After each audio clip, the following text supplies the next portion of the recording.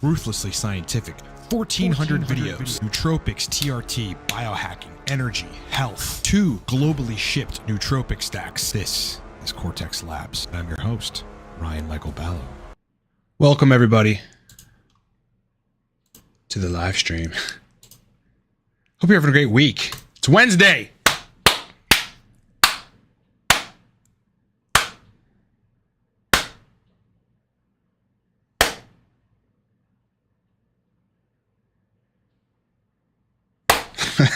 What's up? What are we going to talk about today, boys? Woo! We got a lot. I mean, it rained for the last 3 days here in Pittsburgh. By the way, before it turns spring, I feel like people forget this, and I'm not sure why. Even seasoned humans, like 68-year-old grandmas, forget that before spring, there's always a rain, and it's a big rain, right? I mean, not just April showers bring May flowers, but there's the period of rain, and then it's going to be spring. And I'll tell that to people each year. Oh, this is the rain. And then they go, no, I don't know. Like, you haven't been around for the last 50 years or 20 even? I figured it out pretty quick. Boys! So latest topics, I think, that are top of mind for me, obviously have been thyroid hormones. You know, it just something clicked in various clients where we really couldn't get the sexual function to be where it needed to be, coming from these weird sexual syndromes where, you know, there's a muting of sensation and libido, as well as guys on TRT where the protocol's straight, estrogen straight.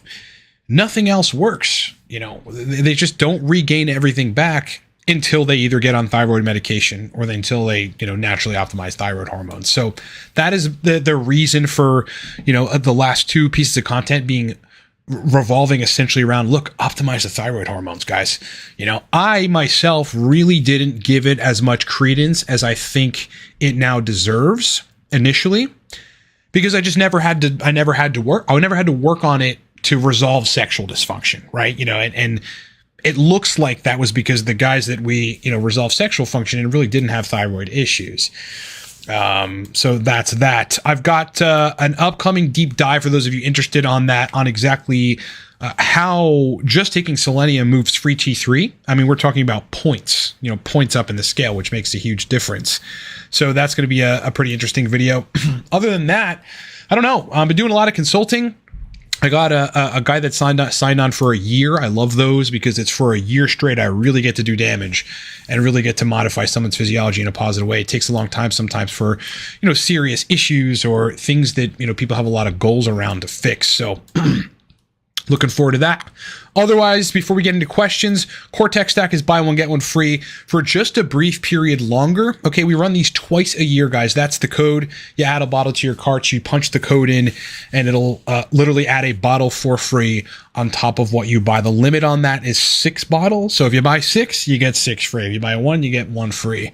That runs probably through the end of the week, maybe a little bit into next week. I'll let you guys know. But for now, that special is still live. Ronnie No Legs, what's good? Fantastic list, what's good? A downbeat exegete? That's an interesting name. All right, so we got some questions. Cold showers, give me dopamine rush that doesn't last long. Anything to take before or after to hack the effects? Now, that's an interesting question because, yeah, that does do that. It happens to me. I take cold showers or I brief periods within a regular shower where it's freezing cold, and yes, the brain function that you get from that it's something else, man. It's like so many things kick into gear. Your cranial temperature changes, one. So, I mean, maybe as a result, you pump out a little more thyroid hormone and that changes your body temperature. You're probably releasing some more neurotransmitters. But yeah, the effect is brief. However, if you're really stressed out, like this is the thing that I do. If I'm stressed, and that usually comes from just continuous work without a break for hours prior, then I'll take a shower. My brain will feel tight and pressured, you know, like that stress feeling, literally in my brain. And then I'll take, you know, I'll run intermittent bouts of freezing cold water for as long as I can stand it. It's usually about 30 seconds. And that settles all that pent up stress in my brain, which I find really interesting. So obviously there's all manner of mechanisms and things happening when you take cold showers, ice baths, etc. You know, I'm not saying it's entirely great to do it because, you know, if you got low thyroid hormones or adrenal issues, or some other hormonal issue, it could actually make you feel terrible. But generally speaking, if you're healthy, it's very effective. But I don't really know what you could take because I'm not sure I understand the neurophysiology of what's happening there. But suffice to say, taking cold showers or being in a regular shower and then just turning it cold for 30 seconds, it changes your brain in that acute period. You feel kind of euphoric. It is pretty crazy. JP, what exams do you recommend to check thyroid function? Okay, so you want to test TSH. Okay, that's thyroid stimulating hormone. That's somewhat of a good reading to determine where thyroid levels are. If it's below reference range, then you have an issue. If it's in reference range but on the low end of the reference range, that's fine. That's usually indicative of a fully functioning thyroid because you got enough T3 and T4, and therefore TSH, which is thyroid stimulating hormone, goes down a little bit. Ultimately, you want to test for T3, free T3, free T4. Right. TSH is a good marker to see what may be going on to diagnose certain thyroid conditions, but it's not entirely helpful. In addition to that, you want to test thyroid antibodies. I forget the name of them, like thyroid antibody globulin or something to this effect. And that would indicate your immune system's attacking your thyroid tissue. And that may be why you have thyroid-like, hypothyroid-like symptoms. That's what you want to test for. Interestingly, as I was just mentioning, I've got labs to prove that you can move your free T3 from the lower end of the reference range to the higher end of the reference range with just selenium. I've got labs to prove that. I'm really excited about that compound and how effective it is. It's massively underrated. I think there's a lot of scare tactics, fear mongering around it on the web. You shouldn't overdose it, but I mean, the stuff is honestly magic. So that's what I would suggest getting. And then, depending on what you get, it's like you have to either have to know what you're doing or have an endocrinologist or a savvy doctor diagnose you correctly on whether you're hypothyroid, you're hyperthyroid, you have an autoimmunity issue that's causing you to have a lack of thyroid hormone synthesis or output, and then determine what you need to do from there. Some medications are just T3, some are T3 and T4. And again, the natural route is just to take selenium. Fantastic List says, best things to reduce anxiety, order enhanced GABA besides TRT, theanine, fasiracetam, and 9-MEBC. I mean, if you just want a straight shot at reducing anxiety via increasing GABA, you would just take picamilin. Just how it sounds with a C in the middle. That's basically bioavailable GABA. No regular GABA supplement is going to be as effective as picamilin for inducing increased concentrations of GABA and therefore reducing anxiety. Danny Bills, does thyroid problems cause anxiety? Yes, hyperthyroidism, or excessive levels, high levels just at the top or maybe over the top of the reference range of free T3 is going to make you feel substantially anxious. Yes, for sure. I mean, if you wanted to test that, just go and buy, it's a company called Evolve. They've got a desiccated bovine thyroid supplement. So it's basically a cow's trachea. And that shit actually contains T3 and T4, right? It has active thyroid hormone in it. And if you take it and you have a major increase in your anxiety symptoms, then definitely you're already, as it is, borderline hyperthyroid. I've induced hypothyroidism by taking bovine desiccated thyroid. How do they call it? Well, it's basically just the trachea of a cow. And I didn't test at the time, but holy shit, was I energized as hell and anxious out of my mind, and I just did not feel right. So, yes, hyperthyroidism can cause anxiety for sure. I've had women that came to me for consulting that were on benzos essentially, and the only it's like they couldn't not take benzos because they were also on thyroid medication, and it was making them anxious out of their mind, and that's just indicative of a dose being incorrect for that person. Swish or swish, let's assume you're in your 20s. Your testicles work perfectly. What's the lowest dose of HCG you can get away with for monotherapy? Any amount of HCG is going to shut down the pituitary point of view and in terms of gonadotropin release. So there really isn't one. You just if you're wanting to increase testosterone and optimize the intratesticular microhormone environment, then, and you're a natural and you're not going to be on TRT, low dosing would probably hurt you worse than high dosing. Because then, you don't have any gonadotropins to rely on from the brain's perspective because you're replacing them with HCG. Therefore, you're going to be pumping out less from the brain and you're just relying on the HCG. So you don't want that to be a low dose. Honestly, 2,000 IU to 3,000 IU a week if you're going to do monotherapy. That's what I would suggest. Any thoughts on vasoactive intestinal peptide? Well, that has another name. Vasoactive intestinal peptide, or VIP. That is vasoactive in the intestine. No thoughts on it. Not something I've really studied. 28 amino acid residues that belongs to the glucagon secretin family. Interesting. Not something I've really studied. I've heard a lot of people talking about it in the biohacking sphere, though. Just not something I have experience with. Best way to get energy up, not including caffeine. Caffeine. No, honestly, you got to look at what's causing your energy to be problematic. That's the best way. That's the best way. You know how people say that? Well, get to the root cause. And you go, you roll your eyes. That actually is the right answer, because if you don't have energy, there's something causing it. And if it's not a cause, like some disease state, it's a deficiency in something. So, start taking B vitamins, get a full thyroid panel, get a testosterone, panel, free and total. Maybe look at your estrogen, maybe look at prolactin. See where things are and see where you can optimize. Just because things are in range doesn't mean they can't go higher and you won't feel better, right? So increasing, thyroid hormones as an example, and certainly testosterone is going to make you feel better, even if those things are in range. Like the difference between my energy with a free T3 of 2.7, that's a thyroid hormone, and a free T3 of 3.6 is fucking phenomenal. And the difference in my body temperature is also phenomenal. So I would look at all those things rather than trying to take a compound.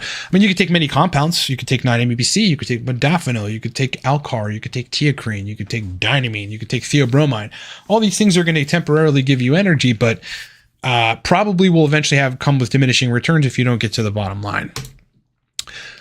A downbeat exegate says, I have modafinil prescription now, by the way. It's just that it's extremely weak. Weak at doing what? If modafinil at what is likely either 100 milligrams or 200 milligrams isn't affecting you positively in some way that is producing pronounced energy, you have a problem with your physiology, man. Test, thyroid hormones, B vitamins, maybe. Those are the things you got to look at. Ronnie No Legs, is it worth supplementing with T3 for fat loss versus risks?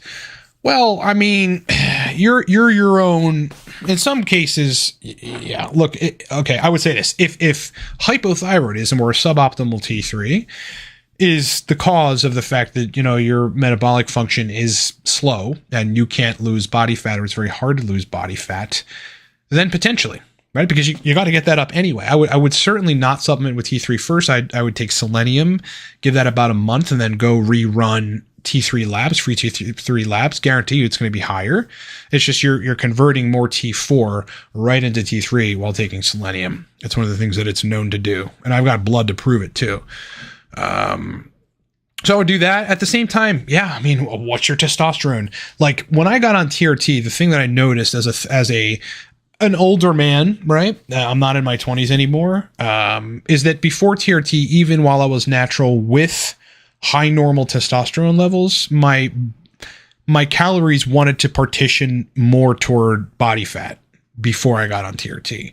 Whereas on TRT, it is much easier for them to partition toward lean mass. That's in the scientific literature, right? Higher testosterone, more muscle protein synthesis, a better partitioning of your calories into lean mass versus fat. So I'd look at all those things and go from there. Ronnie No Leg says selenium sounds safer. Apparently, it's good for skin cancer prevention. Yeah. Again, if you don't go above 400 micrograms a day, because above that you're pushing either inducing hyperthyroidism or other somewhat serious side effects. You just don't want to overdose selenium.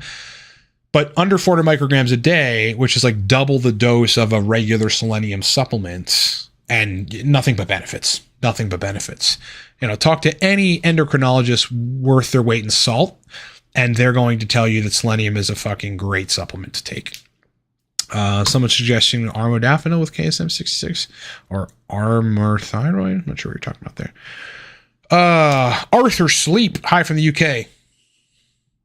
What's up, brother?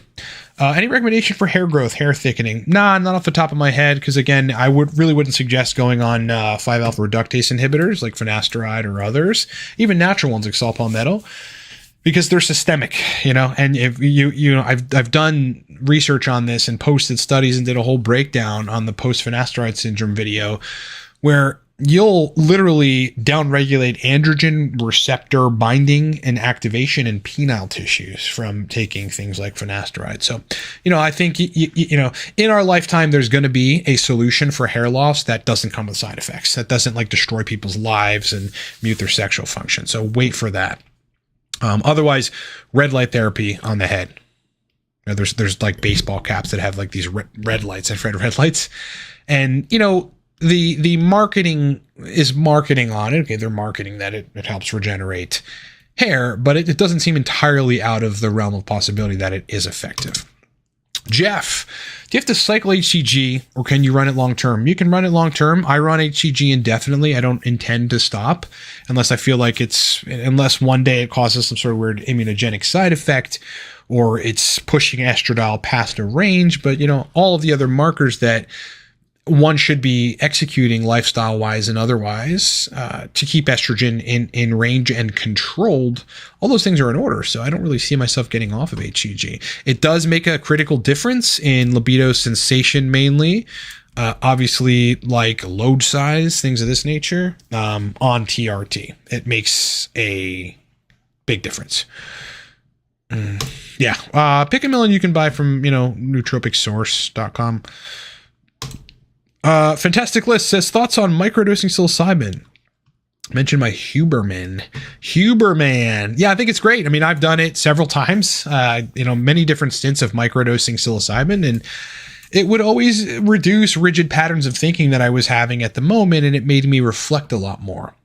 You got to be careful though, because even 700 or 800 milligrams or so can send you over the edge and actually make you have a bad trip and start reflecting on all the terrible shit that has happened or trauma in your life. The brain has a funky way of bringing things back when you're agonizing a bunch of serotonin receptors and specifically the 5-HT2A receptor, which is what psilocybin does.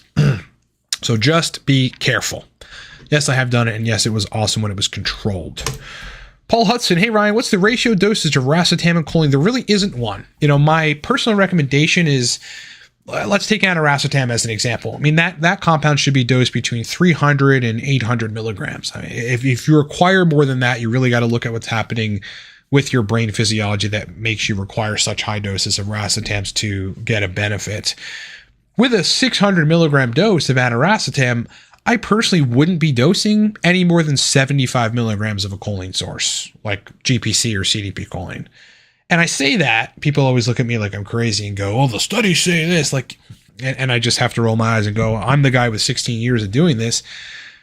85% of people, plus this is an estimation, respond poorly to high doses of choline precursors because the brain really doesn't have a mechanism by which it can effectively tolerate large boluses of choline. Like it downregulates choline by upregulating acetylcholinesterase. This is one theory that I have where people get brain fog from high doses of choline. So with a 600 milligram dose, 700 milligram dose, I really wouldn't even go above 75 milligrams. That's where you're going to find you don't have side effects and you're in the perfect sweet spot. The bioavailable choline sources are very potent, guys.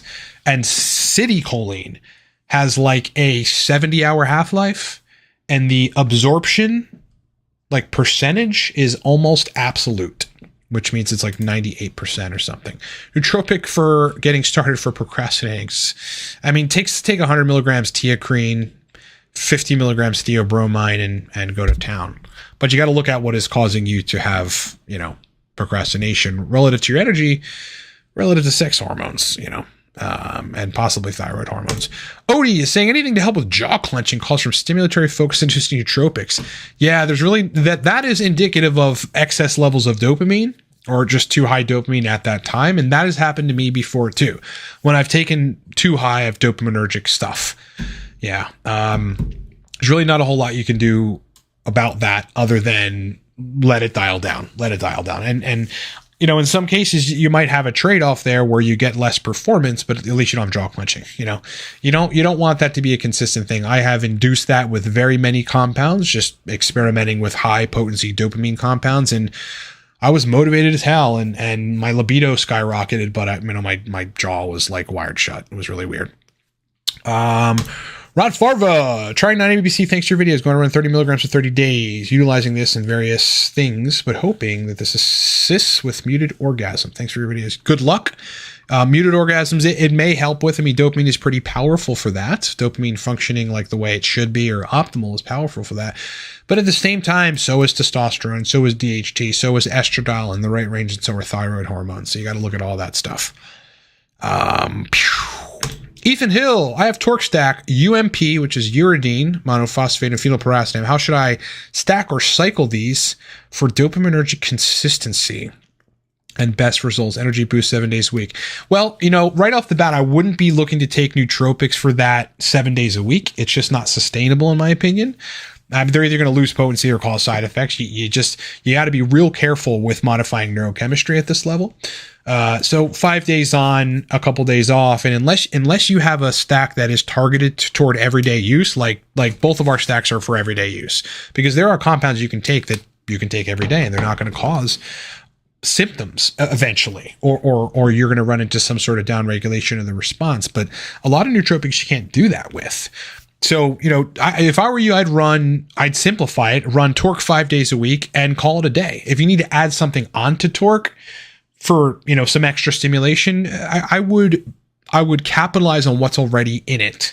So I would maybe get some powdered teacrine and take an additional 100 milligrams of teacrine with it, and then go to town. And you know, additionally, you could stack 50 to 75 milligrams of modafinil with it, and that would give you a positive effect. And one of the most sustainable other options would be just to dose a 7 milligram nicotine patch that you just put on your arm or chest or like right around here and go to town. You're going to get some pretty good brain function from that.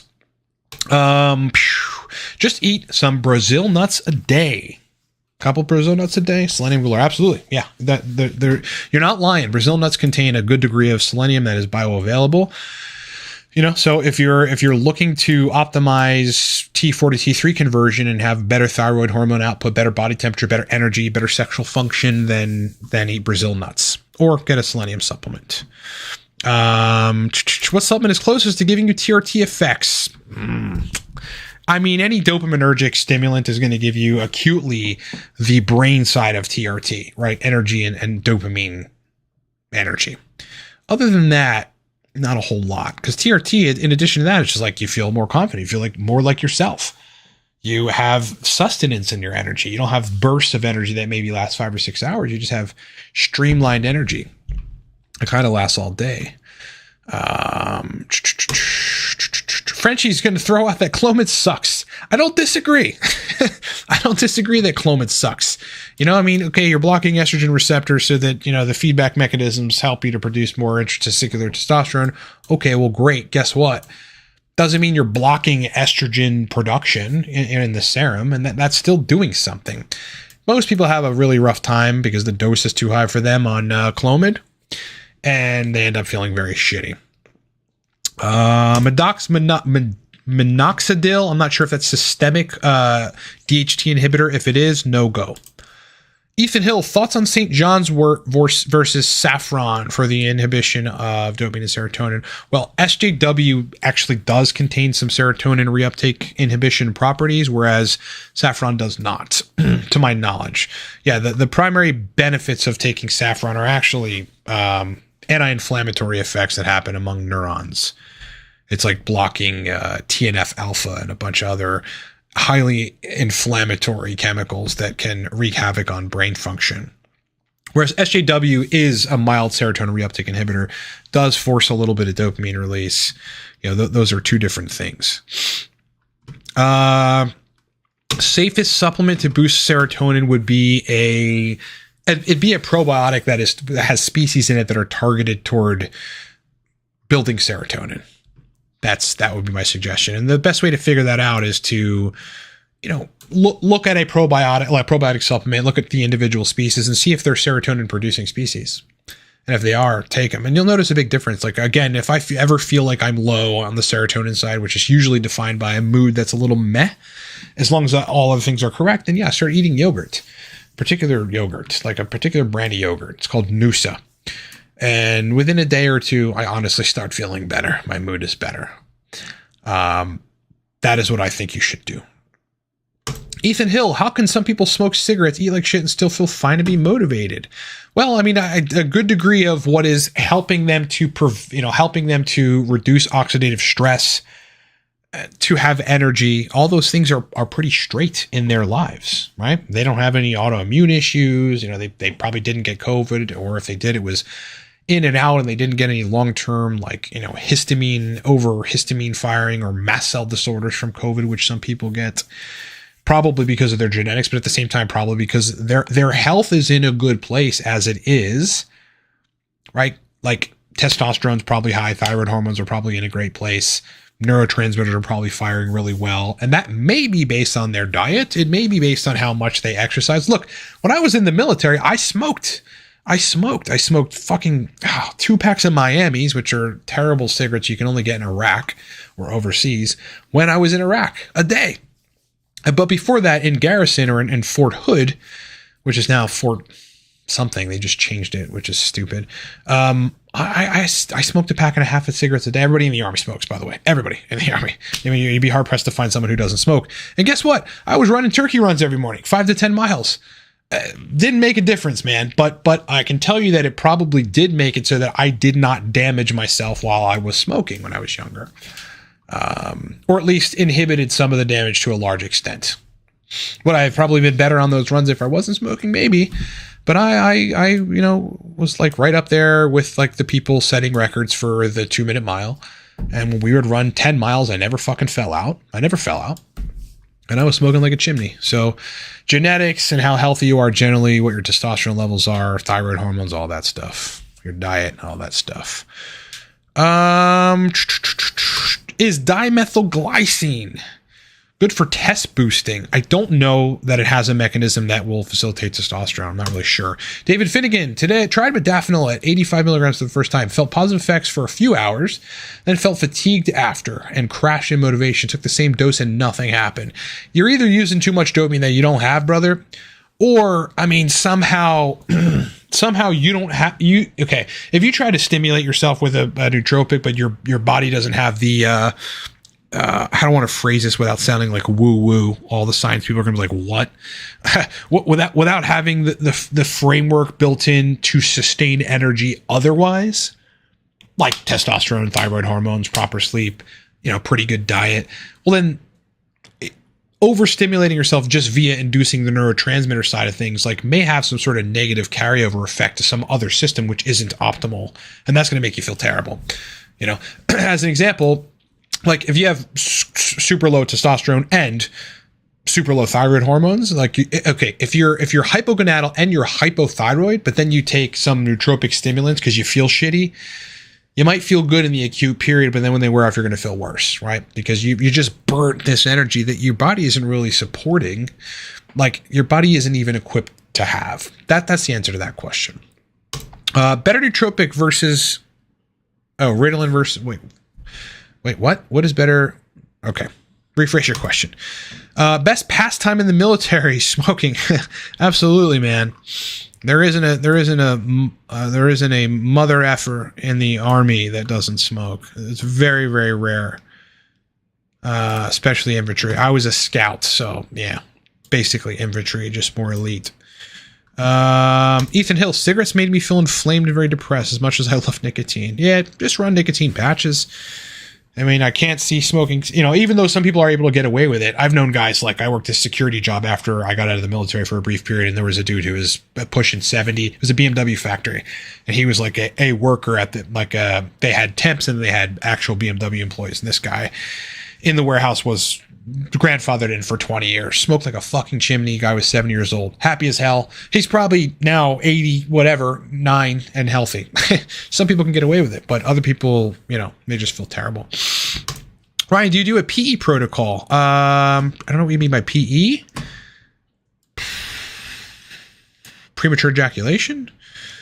Usually if that's what you're referring to, if you're hyperthyroid, if the higher the thyroid levels, the easier it is for you to orgasm. That's just the bottom line of what the literature says. The lower they are, then the harder it is. You're going to be running into delayed ejaculation, which is no fun. I've induced that by taking estradiol too low. With a dose change, there's a temporary period where estradiol might skyrocket, then go back down, changing frequency, etc. Estradiol goes over the range, and I'm not climaxing. That's just the way that it is.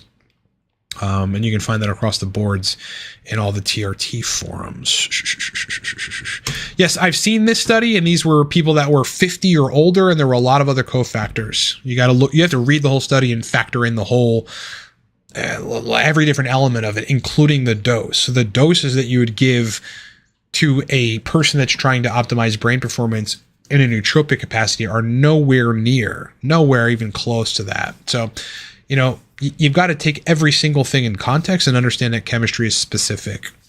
And one situation may not be replicable specifically because the dose is different, and these are people that are in the risk category already, being 50, 60, 70 years old for stroke, right? So that's one thing to think about. If I were to pick one nootropic to use for life, it'd be modafinil, definitely. What would be a dose of selenium stacked with CDP, choline, and uridine? I'm trying to figure out what you'd be trying to do there. I don't think I think it'd just be arbitrary. The dose of selenium stacked with whatever should just be based on what you need to do relative to free T3, basically, and thyroid hormones in general. And so on the low end, 55 micrograms, medium dose would be 100 micrograms or 110 micrograms. You can take up to 400 micrograms a day. People are going to find a sweet spot at like 200, 250 micrograms a day. That is my suggestion. Ethan Hill says, I recommend Ryan's Torque Stack for people with fast CompT activity and naturally lower tonic dopamine levels. It's amazing. Love that. Yeah, Torque was built as a dopaminergic. There really is no better dopaminergic pre-made stack out there. I know it because I know all the stacks that are out there. And none of them are as effective for acute dopamine release and dopamine production, as well as modifying some of the dopamine receptors, as the Torque stack. It's really a dopamine-centered stack, we market it as a high-potency nootropic stack that is energy-centric, but Torque is a dopamine stack. So is Cortex. Cortex is a little more along the lines of stimulation. And by the way, this is buy one, get one free right now, guys. We run those twice a year. More along the lines of stimulation, but every compound in here, every single compound is targeted toward dopamine release as well with the Cortex stack. Okay. You're just not going to be making dopamine. You're going to be modulating dopamine with the Cortex stack. Whereas with Torque, you'll be modulating dopamine and you're making more dopamine with Torque via the mucunapurines. Okay. Any protocols for vagus nerve help? Not really. Potentially deep breathing, just like maybe like a guided YouTube, controlled breathing video or something.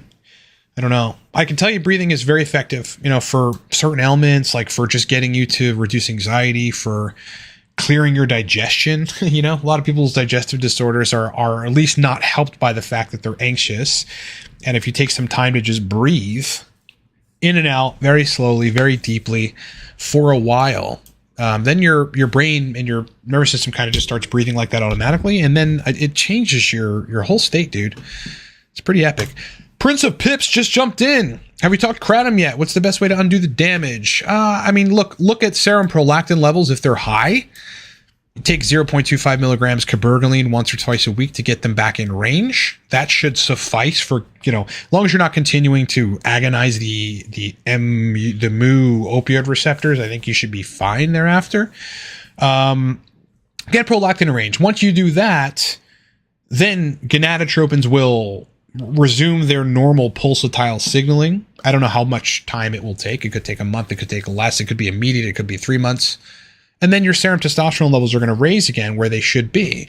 And you'll generally feel a lot better. If it did some other damage, like if it was modifying neurotransmitters in some negative way, unknown how long that might take to resolve. And specifically, that would really be in regenerating dopamine projection, because you have some dopamine receptor blockade and possibly even dopamine projection blockade from taking kratom, which is why it's such a terrible compound to take.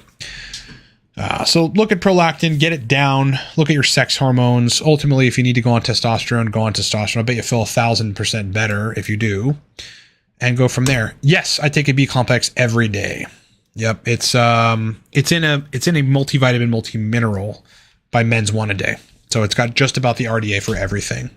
Does meditation shrink the amygdala? I don't know if it will shrink it, but it does activate various regions of like the of stress regions of your brain, specifically the anterior cingulate cortex, but also the PFC, or is it? Yeah, prefrontal cortex, maybe the occipital lobe, your visual lobe.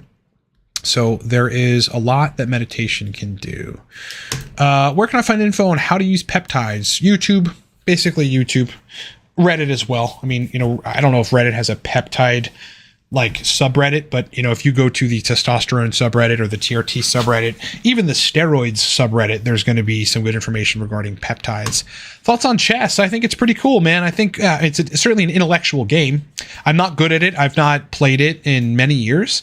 I probably could get good at it, and then I would get obsessed with it and get really good at it, but I haven't played it in a while. I played a lot as a kid, and I haven't played in 30 years or something. Other questions. If you got questions, ask them. Because, boys, this is the live. You got questions? You got questions? Got the questions? Ask away. I'd love to answer them. Right here, live on air. Have your stacks made it to New Zealand? As I think New Zealand is the abbreviation there. Yeah, we should be able to ship to New Zealand. If not, email me, ryan@livecortex.com, and I'll add it. I don't think we had issues shipping to New Zealand, so we should be fine. Some countries, for whatever reason, customs likes to take forever. Like Canada shouldn't be an issue. Like we ship to Canada all the time, right? But every now and then we'll get a guy who's like, it's been 3 weeks and I haven't gotten it, and it's sitting at customs. I don't know. It's like they don't seem to put any weight on getting people their product in time.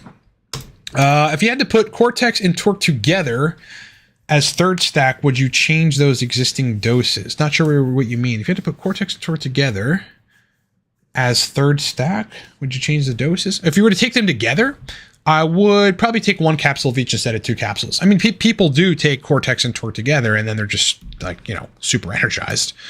But for me personally, that's a little overstimulating. I just feel a little uneasy if I take both of them together. That's why I'm just running one or the other typically. But yeah, I mean, so if you're going to start doing that, if you just want to experiment with taking the both of them, just take 1 capsule of each. That's what I suggest. Machinist is saying, can you recommend anything to help lower blood pressure? Quite honestly, no. I mean, reducing sodium intake for some people, interestingly, going on TRT regulates their blood pressure when it's high. I know that sounds counter to what you would think, but raising your testosterone might help, and maybe TRT will help. Little less sodium, a little more water, a little more cardio, and that would probably lower it. Obviously, don't be overweight. New Zealand's just as woke as Canada. I don't know if anyone can touch how woke Canada is. I won't even get into it. Ethan Hill, I struggle to create mental imagery in my mind. How would one induce hyperphantasia using nootropics? So I assume there's a condition that describes that called phantasia or subphantasia or something. I don't think I would use nootropics for that. I mean, possibly cerebrolysin if maybe you need some regeneration of like areas of the brain relative to visual stimulation or making images in your brain. That'd really be the visual center, the occipital lobe. But potentially psilocybin, potentially activating the 5-HT2A receptors with a hardcore agonism like psilocybin would do that.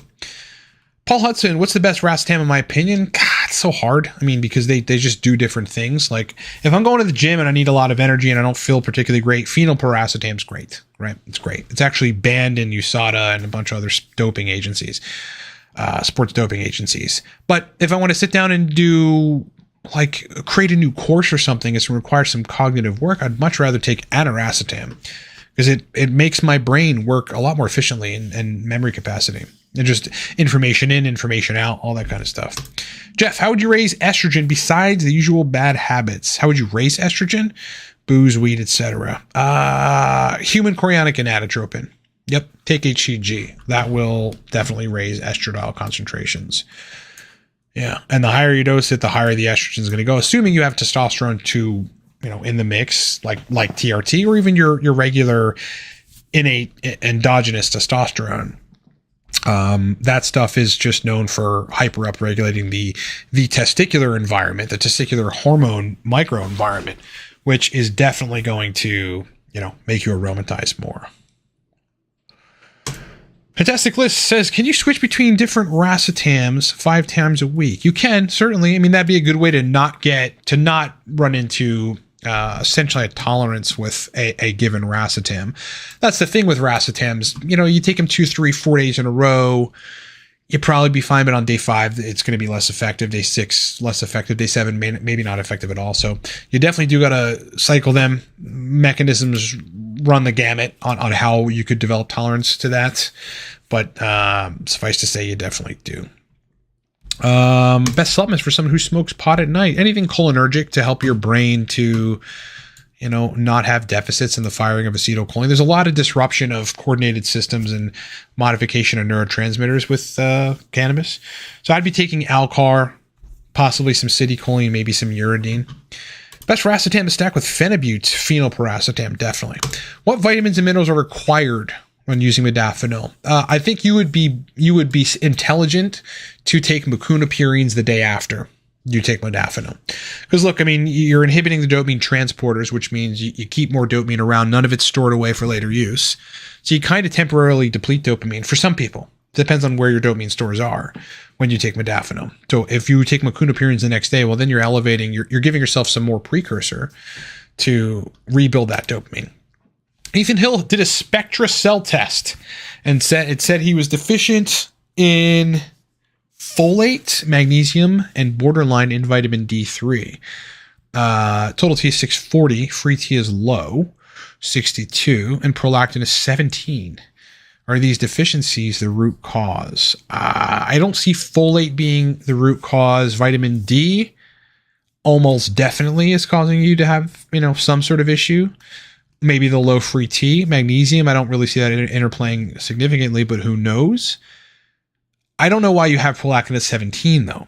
17 is above the reference range in any reference range. So that's an issue. I mean, are you smoking cannabis? Are you taking any kind of anti-dopaminergic drug? Are you taking kratom?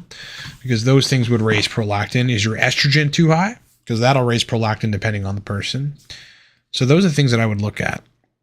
Best way to cycle and dose C-Lank. I don't really have a cycle protocol for C-Lank. I mean, I'd run if you're trying, one of the major benefits of C-Lank, aside from just making you perform better cognitively, is it allosterically modulates positively the GABA A receptors, like the benzo sites. There are benzodiazepine sites at the GABA A receptor, and C-Lank makes them work better. Right. So people that were on benzos, it might be a good idea to run C-Lank after to try to get back to normal. But I don't really have a cycle strategy for that. 9-MeBC is your favorite dopamine booster. Well, 9-MeBC, it's not really meant to be taken acutely. Like I wouldn't be like, all right, I want to function pretty good in a dopamine capacity for the next 6 hours. I'm going to take 9-MeBC. I'd rather just take modafinil for that, or teacrine, torque, other compounds. 9-MeBC is really targeted toward repairing that system. If you have pretty large scale deficiency in dopamine projection, and there are drugs that induce this. There are drugs that induce a deficiency in dopamine projection. The 9-MeBC would be very useful to take. It's not really a booster. It's like it optimizes the whole system that your brain your body uses to make dopamine.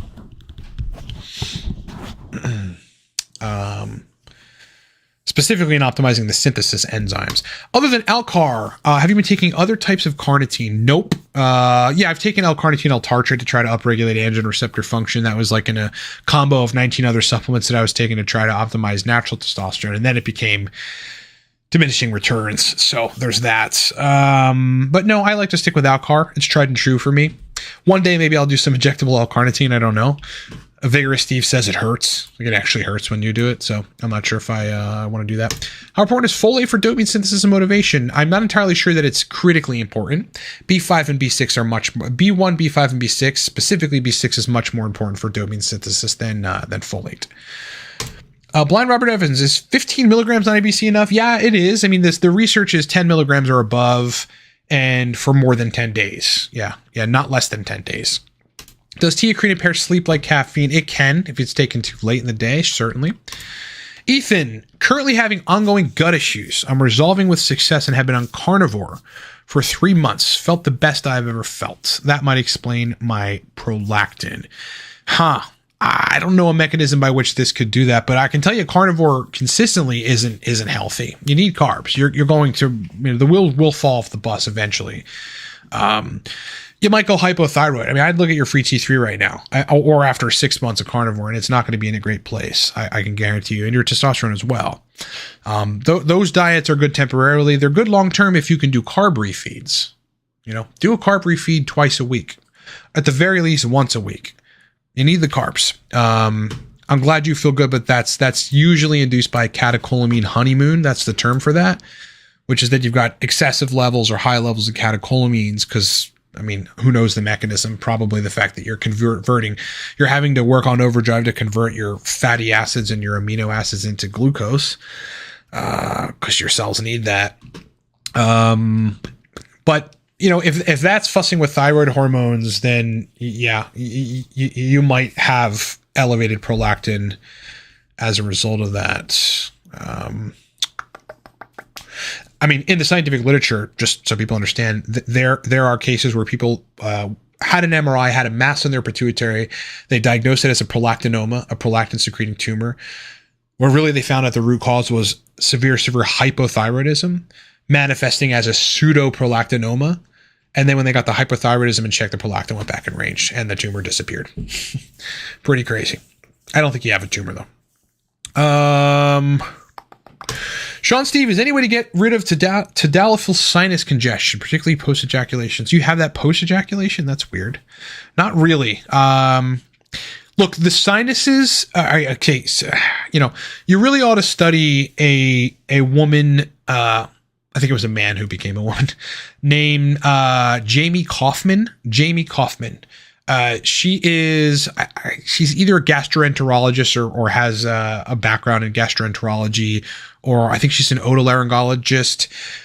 That woman made the connection between sinus problems and nasal issues, and even congestion and throat issues like mucus and globus sensation, and reflux, particularly airway reflux, respiratory reflux, silent reflux. This is non-acidic contents that come up from your stomach, like pepsin and some acid, maybe bile, and end up where they're not supposed to and literally trigger sinus problems. Okay. Good degree of sinus issues are actually silent reflux. Yeah. Look into Jamie Kaufman's work on the matter, just like YouTube, Jamie Kaufman silent reflux. And you'll figure out that, the two are connected. Tadalafil modifies smooth muscle tissue in a way which is probably relaxing the lower esophageal sphincter, which is what ultimately it's your reflux barrier, prevents reflux from happening. So that's why people get reflux when they take tadalafil. So I can almost guarantee, because there's really no sinus or nasal mechanism by which PD5 inhibition in and of itself can cause sinus problems. I just don't see that. Maybe I'm missing something there, but guarantee it's reflux. Guarantee.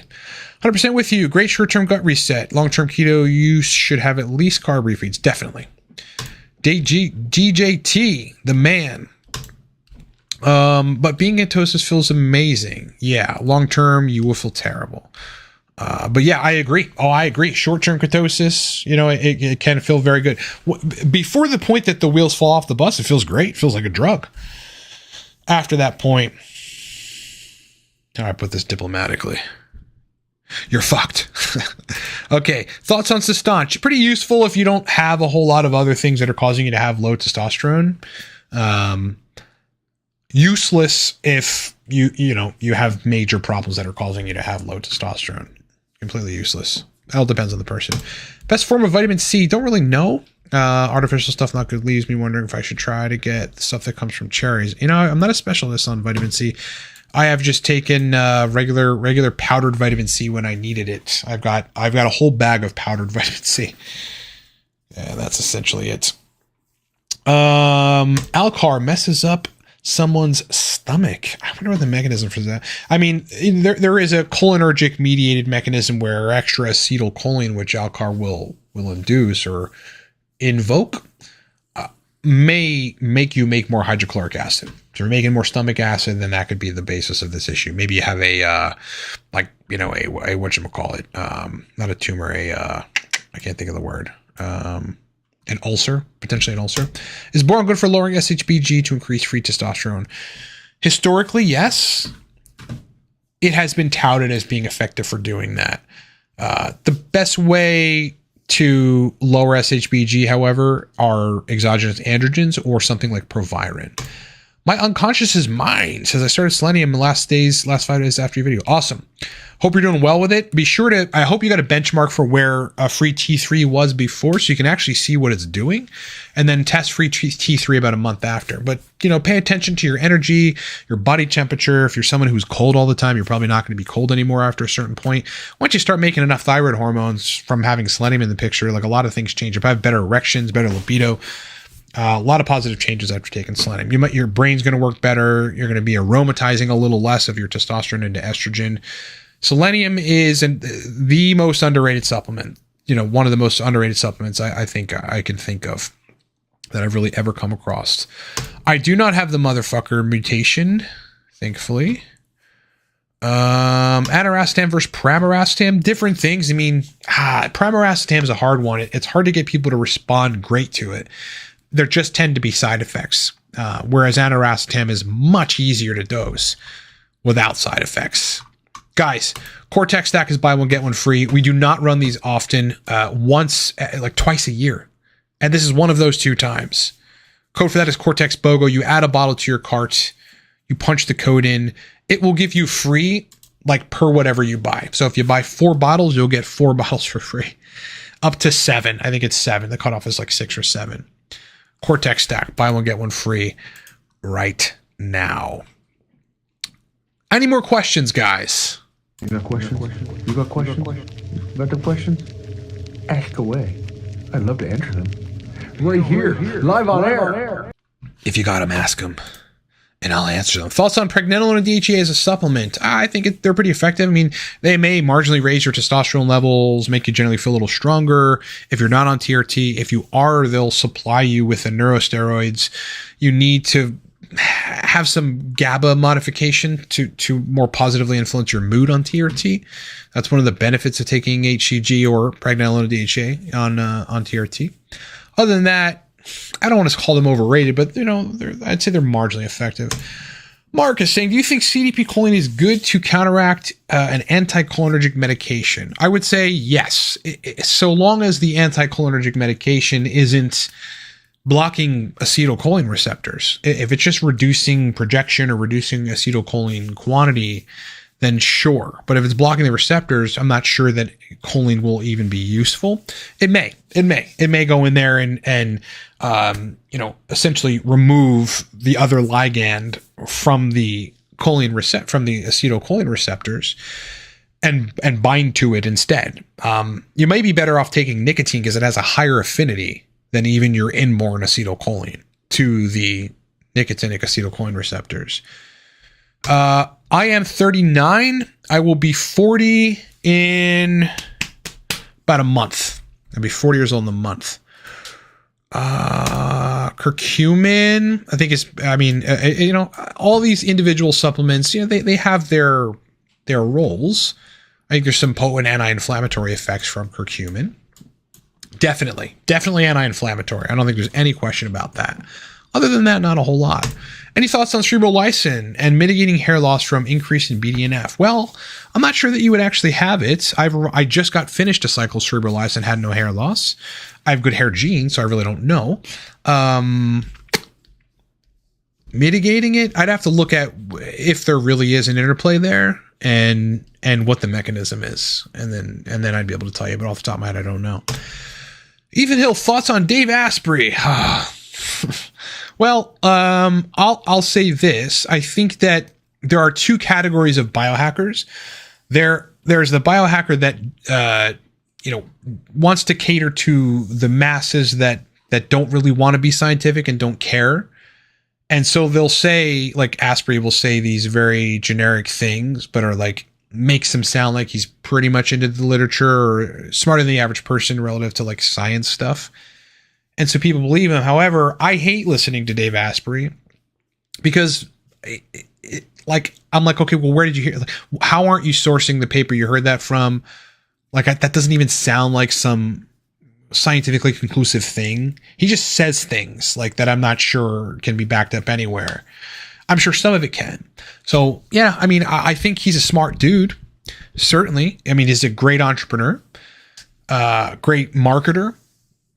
I think he is very savvy when it comes to certain elements of physiology, specifically things that affected him. Like if you go back into Dave Asprey's history, like he functioned pretty crappily at a young age and was dealing with some sort of toxic burden or toxic overload, probably a deficiency in various sex hormones or thyroid hormones, and then, got it under control via doing a bunch of stuff.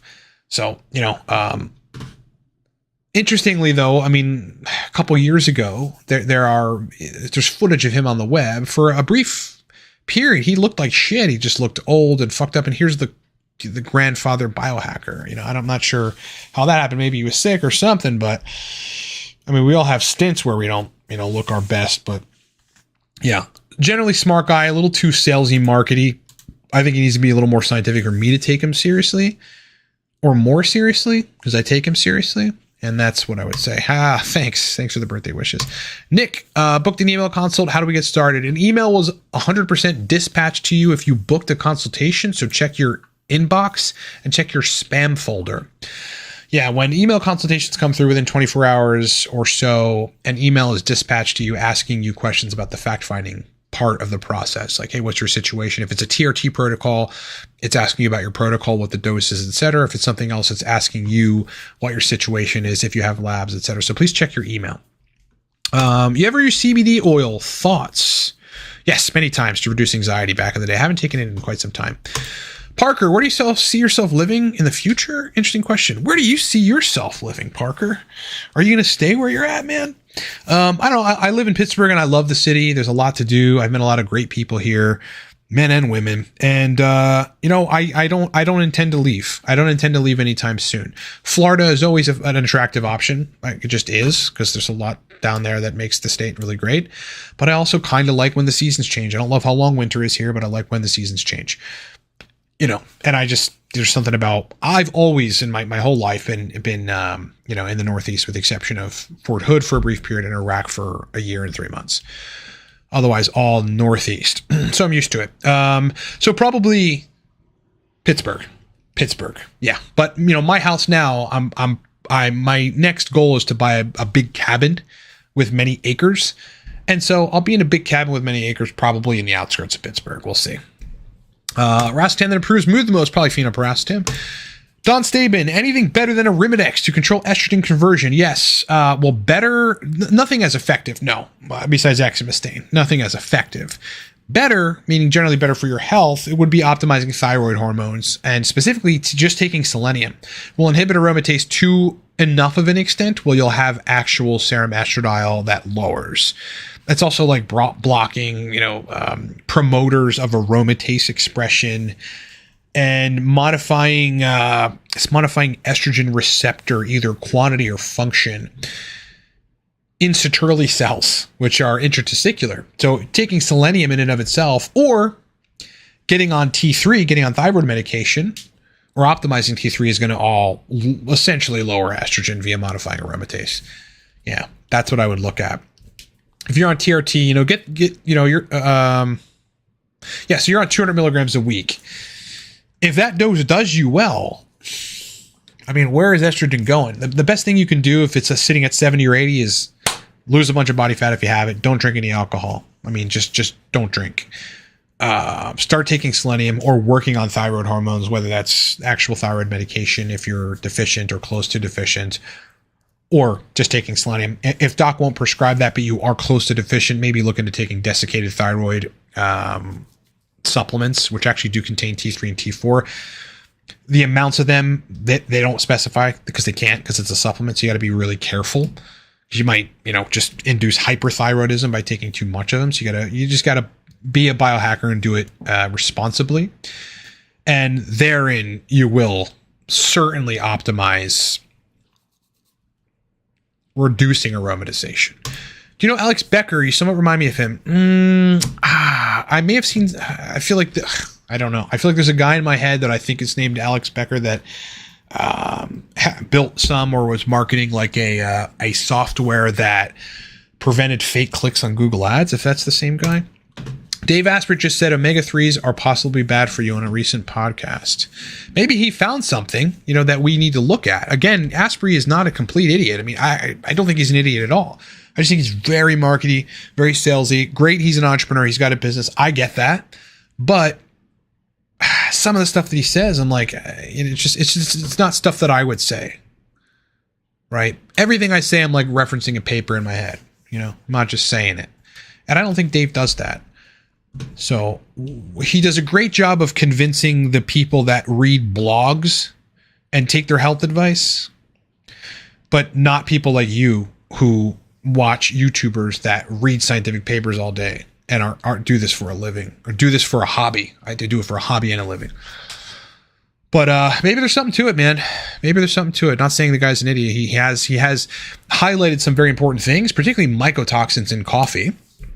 So I'd like to see maybe if what paper he's referring to or what the hell he's talking about. Italy, the Philippines, and Colombia are very enticing. Interesting. Yeah, I'm cheaper in Philippines. Yeah, and Colombia maybe Italy as well. Italy looks cool. I'd like to go to Italy. That's where I'm from. That's where my family is from. Part of my family. So that might be interesting someday. Ethan Hill, is it true to say that thyroid levels that come back normal on tests are likely due to cellular inflammation? Therefore, the hormone receptors are desensitized, even though T3 is sufficient. I've not heard that theory before. Not saying there isn't credence to that, Ethan, but I don't think so. So if they're coming back normal on the test, likely due to cellular inflammation, therefore the hormone receptors are desensitized. No, I don't think so. You'd be hard pressed to find desensitized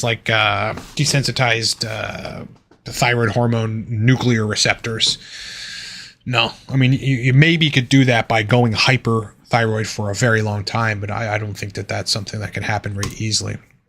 Nick, can aromatase inhibitors destroy your joints long term, or is it just pain?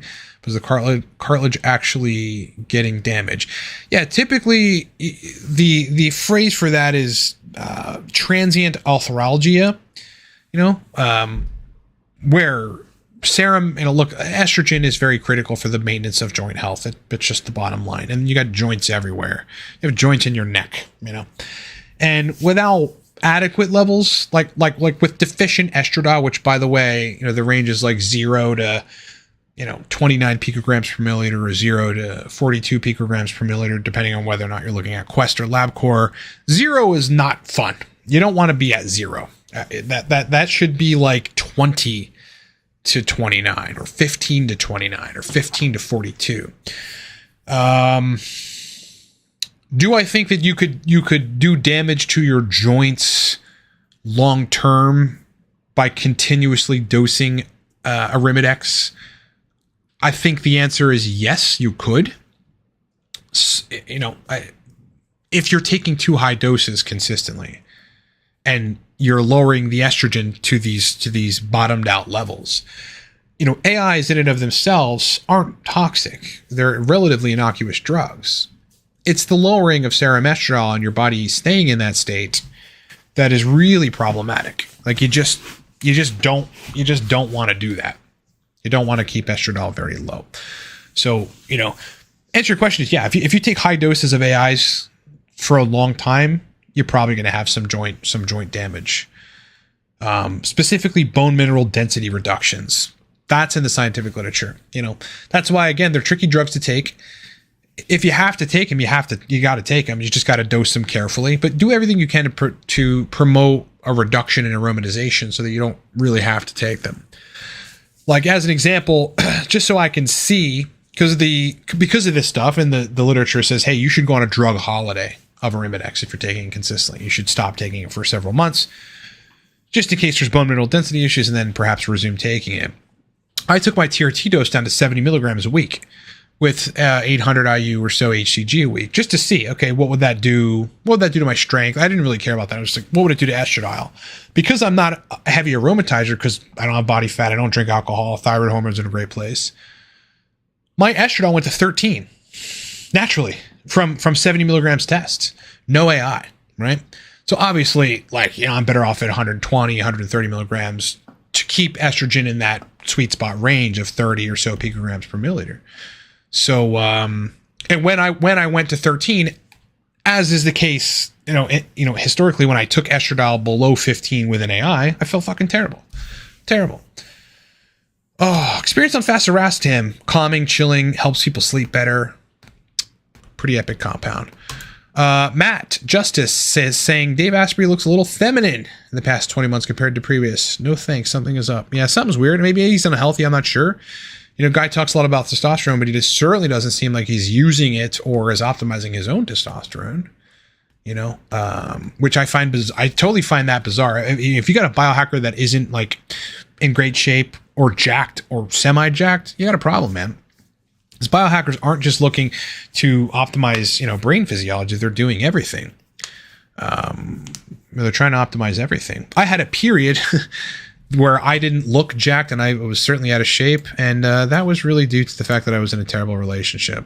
And then COVID came and I wasn't really, optimizing. Gyms were fucking closed. I wasn't optimizing anything. But prior to that, I was in great shape. And after that, I'm in good shape. So yeah, something's up with Asprey, man. Thanks for all your help. What are your thoughts on ice baths? Any measurable health improvements? Yeah, there's temporary neurotransmitter modifications that happen when you take ice baths or you take a cold shower. Someone had mentioned that before, there's a euphoric dopamine rush when you are in a cold shower, even if it's just for 30 seconds in the colds. And that's true. I do it. I'm like, fuck, I feel better. I go in there stressed out from working for 5 hours without breaking. And then all this pressure builds up in my head. And I take a cold shower or intermittently have bouts of coldness in the shower and I feel better. It clears all that out. And then I have this kind of euphoric response. It's really interesting. Why did you become a biohacker and discover nootropics? Meditation was the first exploration for me, which stemmed from, post-Iraq anxiety. So I joined the Army in 2005. I went to Iraq in 2006. Left Iraq in early 2008, left the Army in late 2008. And yeah, I was just anxious, man. I didn't feel right. I was also a little Scroogey, I just had a chip on my shoulder a little bit, maybe, I couldn't work for anyone. How am I going to be a 240 Bravo gunner and go through fucking missions and deal with $1 million equipment and, pursue high value targets and all this shit. And then Jeremy tells me to change the fucking printer ink, at the office. Okay, Jeremy, So I was just in a weird state. So I got into meditation that helped me substantially. The next logical progression from that is, okay, what else can I do to modify my brain performance? I moved into herbs that were calming and GABA modulating, serotonin modulating. And that led me into performance enhancing compounds, which led me into nootropics. So once you get into nootropics, I feel like if you take it seriously enough, you're not just using it, but also from my perspective, I recognize it would be a great business opportunity. The whole thing was it took over my life. And so that's really where I started getting into scientific literature, reading a lot, every little thing that happened with my physiology. I'm just okay, because I know what happens when you go to an MD or you go to a GP. They're like, hey, drink a little water, you'll be all right, kid. It's just, if nothing on the blood is showing anything weird or it's maybe a little deficient, they really don't care. So I had to get into all my physiology myself, which is every little thing that happened, or if I felt subpar, I got into it, I started reading, and then the rest was history. Ethan Hill, what makes you feel better, cold water exposure or exercise? They both are unique in their own way. Exercise gives me energy to pursue the day. I would have it anyway, but it gives me a different kind of clear-headed energy. Whereas, cold water exposure is a very acute period of like dopamine, like euphoria and energy, which goes very, very quickly, but has some lingering effect. Don Stabe, new to the channel, but do you ever collaborate with other biohackers? If so, what's the best videos for us to watch? Yeah, did a collaboration with a guy named Vigorous Steve where we talked about stacks for entrepreneurs. We talked about TRT. We talked about optimizing testosterone as a natural. We talked about optimizing brain chemistry with various other chemicals. Yeah, so go to either my channel or Vigorous Steve's channel and search for Cortex Labs or Ryan and Nootropics. And we made like 2 or 3 videos together. I'll be doing another podcast with him. He's just busy podcasting like all around the country now. Somewhat recently, he did like a tour in the States. So I think he's back in Thailand and I got to hit him up so we can do a podcast together. All right, guys, I'm going to end the stream. Epic questions. Cortex stack. Whoops, wrong one. Cortex stack. Buy one, get one free. We run these twice a year. Okay. And look, I get that in order to make an impulse purchase, it has to be a deal. This is a deal. You buy one, you get one free. You buy 2, you get 2 free. You buy 6, you get 6 free. Code for that is cortexbogo. You enter it at checkout. Right after you add a bottle to your cart, it will tack on a bottle for free, boys. Not running that much longer. Everybody's saying thanks. Thank you. I appreciate the fact that you're here. I hope you're having a great week. Hope you're having a great life. Everybody has struggles, whatever struggle you're dealing with right now, man. I hope you're fucking getting through it. Because we all have them, If anything helps you get through it, everybody has them, including me. You just got to keep fucking pushing. If you're happy, great. Keep doing what you're doing. And remember, your brain performance, your happiness, your energy, all that shit is dictated by your physiology, right? Your hormones, your neurotransmitters, all that stuff. Optimize it. You'll have a different life. You'll feel a lot better. All right, guys. Content to come this week, more than likely tomorrow. So look forward to it. More deep dives coming. Content on the weekend, and on we go. Have a great night.